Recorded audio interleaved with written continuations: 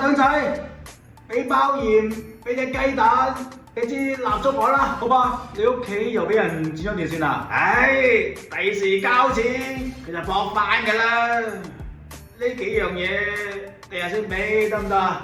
得啦，睇下先啦。叔叔，我阿爺叫我過嚟辦呢啲。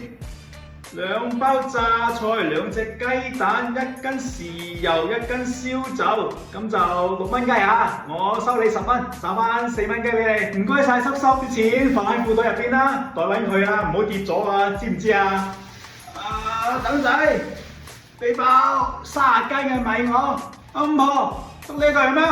個包米好重㗎喎，你一個人拖唔到翻去㗎喎。咁不如等我收鋪之後，我拖去你屋企啦。唔該晒啊！慢慢行啊你，睇路啊！喂仔，乜咁遲先放嘅？嚟過嚟，俾個雪糕你食。多謝叔叔，叔叔，我阿媽仲未嚟啊！你坐喺度同啲書友仔睇日電視先啦，你阿媽就嚟㗎啦。喂，等陣先做啦，佢哋1班2杯先啦喂。好，你飲住先，我等陣就嚟。喂，等，俾個火機我，100蚊啊！